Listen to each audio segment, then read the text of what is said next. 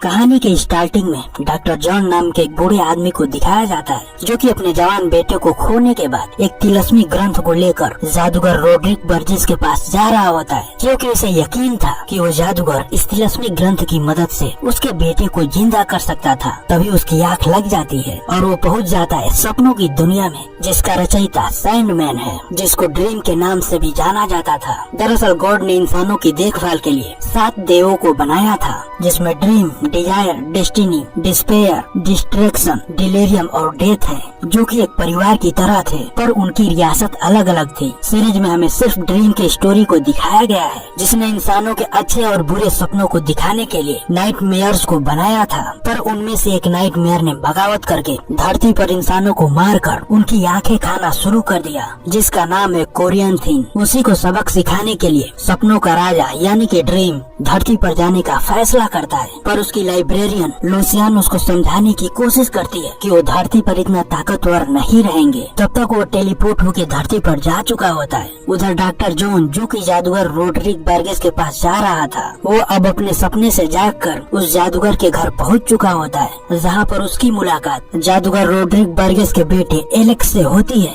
जो कि उसका छोटा बेटा था। वो डॉक्टर जॉन को अपने पिता से मिलाने के लिए ले जाता है। वहीं पर कुछ लोग भी थे जो अंधेरा कायम रहे की जाप कर रहे थे। जॉन रोड्रिक से मिलकर बताता है कि उसका बेटा नहीं रहा। 1 हफ्ते पहले उसकी जहाज डूबने से मौत हो गई, लेकिन इन दोनों की ये पहली मीटिंग नहीं थी। कुछ समय पहले जादूगर रोड्रिक के बेटे की भी मौत हो गई थी, जिसको जिंदा करने के लिए वो डॉक्टर जॉन के पास तिलस्मी ग्रंथ मांगने गया था, लेकिन डॉक्टर जॉन को इन सब बातों पर यकीन नहीं था, इसीलिए उसने वो ग्रंथ देने से मना कर दिया था। पर अब जब उसका खास बेटा मर चुका है, तो वो किसी तरह से अपने बेटे को वापस से जिंदा करना चाहता है। अपने साथ वो ग्रंथ भी लेकर आया होता है, जिसको लेकर रोड्रिक अपने तहखाने में जाता है, जहाँ पर वो उस ग्रंथ में लिखे तिलस्मी मंत्रों का जाप कर डेथ को बंदी बनाकर अपने बेटों को वापस भेजने पर मजबूर करने वाला होता है। डेथ यानी कि अपनी भाषा में कहें तो यमराज को बंदी बनाकर वो उनसे डील करना चाहता था। वो मंत्रों का उच्चारण करना भी शुरू कर चुका होता है। उधर ड्रीम टेलीपोर्ट होकर उस नाइटमेयर कोरियन थीन के पास पहुँच चुका होता है,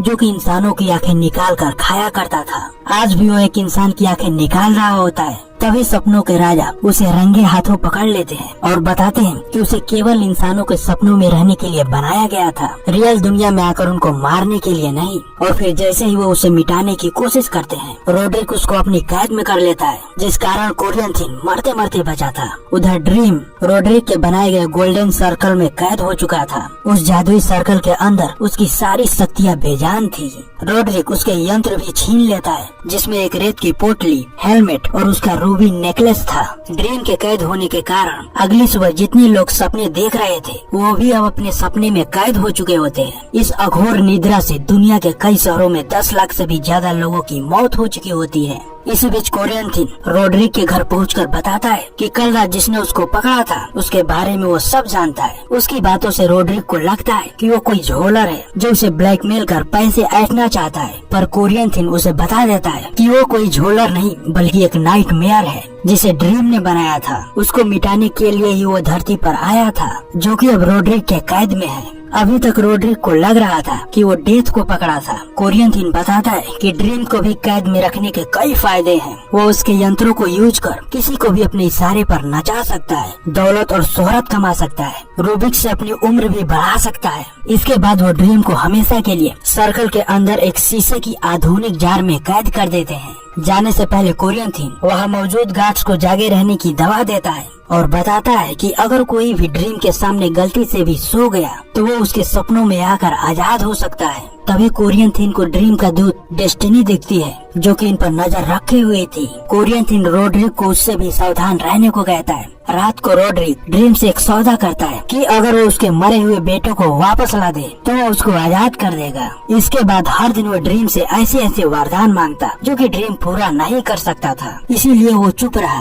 देखते ही देखते 10 साल गुजर गए। ड्रीम के हेलमेट, रेत और रूबिक ने रोड्रिक और उसके लोगों की किस्मत ही बदल दी। हालांकि ड्रीम अब भी उसी तहखाने में कैद था। इन 10 सालों में एलेक्स भी बड़ा हो गया था। और फिर एक रात ड्रीम के नाइट शिफ्ट के गार्ड समय पर नहीं पहुँचे थे। वहाँ मौजूद गार्ड्स की ड्यूटी का टाइम खत्म हो गया था। वो घर जाना चाहते थे, इसीलिए कुछ देर के लिए एलेक्स उनकी निगरानी करने पहुंच जाता है, जहाँ पर वो ड्रीम से कहता है कि अगर वो उसके डैड की बात मानकर उसके भाई को वापस ला दिया होता तो उसके पिता सच में उसे आजाद कर चुके होते। एलेक्स भी उसे आजाद करना चाहता था। तभी रोड्रिक ये बात सुन लेता है और एलेक्स से कहता है कि अगर वो गलती से भी आजाद हुआ तो सबसे पहले हम दोनों मरेंगे। इसी बीच जस्टिनी वहाँ पर आ जाती है। उसे मारने के लिए रोड्रिक गन लोड कर रहा होता है। उससे पहले ही वो वहाँ से उड़ जाती है, इसीलिए रोड्रिक उसे मारने के लिए एलेक्स को गन देता है और कहता है कि उसे जस्टिनी को मारकर साबित करना होगा कि उसे ड्रीम से कोई हमदर्दी नहीं है। वो ड्रीम को छुड़ाना नहीं चाहता था। एलेक्स गन लेकर उस कौवे का शिकार करने और अपने आप को सही साबित करने के लिए निकल पड़ता है।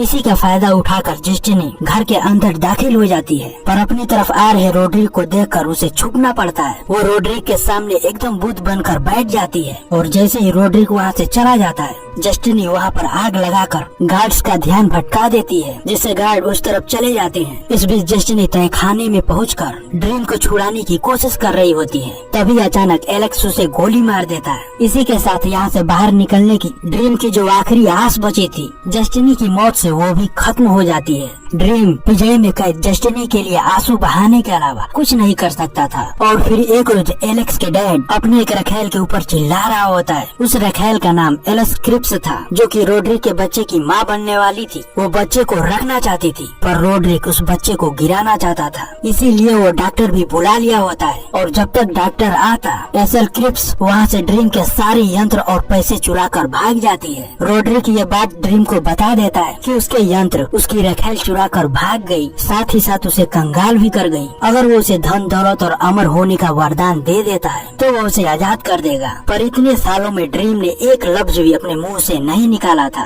उसके इस चुप्पी के कारण रोड्रिक ट्रिगर हो जाता है। एलेक्स उसे संभालने की कोशिश करता है, पर दोनों की झड़प में रोड्रिक के सर पे चोट लग जाती है, जिससे उसकी तुरंत वहीं पर मौत हो जाती है। इस घटना के 9 महीने बाद रोड्रिक की रखेल एसल क्रिप्स एक लड़के को जन्म दे चुकी होती है। उसके गले में ड्रीम की रूबिक नेकलेस और वहीं पर हेलमेट भी था, जिसको उसने भागने से पहले चुराया था। उधर एलेक्स को रोड्रिक के मरने के बाद अकेले रहते रहते पास के ही एक लड़के से दोस्ती हो जाती है। उसका नाम पोल था। एक दिन एलेक्स पोल को लेकर ड्रीम के पास जाता है और कहता है कि उसे धन दौलत अमृत तो नहीं चाहिए, वो उसे आजाद कर देगा। बस उसे वादा करना होगा कि आजाद होने के बाद वो उसे और उसके दोस्तों को माफ कर देगा। लेकिन ड्रीम फिर भी चुप रहा, क्योंकि वो जस्टिनी के कातिल को अपनी आजादी के लिए माफ नहीं करने वाला था। देखते ही देखते कहानी एक लंबी जंप लेती है और अब एलेक्स और पोल बूढ़े हो चुके होते हैं। एलेक्स एक आखिरी बार उसे आजाद करने के लिए पूछता है, जिसके बदले उनको माफ करना होगा। इस बार भी ड्रीम चुप रहा, इसीलिए एलेक्स कसम खाता है कि आज के बाद वो इस तहखाने में कभी भी वापस लौट कर नहीं आएगा। पोल उसे यहाँ से लेकर जाता है। इस बीच वो जादुई सर्कल व्हील चेयर से टूट जाती है। पोल उसे देखकर एलेक्स को बिना बताए इग्नोर कर देता है। ड्रीम भी ये देख चुका था कि सर्कल टूट चुकी है। उनके जाते ही एक गार्ड को जैसे ही नींद आती है, ड्रीम उसके सपनों में घुस जाता है। वो गार्ड सपने में देखता है कि ड्रीम आजाद हो चुका है, इसीलिए वो उसे मारने की कोशिश करता है, पर असल में उस जार के ऊपर गोली चला रहा था जिसमें ड्रीम कैद है। जार के टूटते ही वो आजाद हो जाता है। तो गाइस, आप लोग को ये एक्सप्लेन अच्छा लगे तो प्लीज लाइक एंड सब्सक्राइब कर दो, और हम इसका पार्ट 2 लाएगा। और thank you for watching guys. मिलते हैं और एक वीडियो में।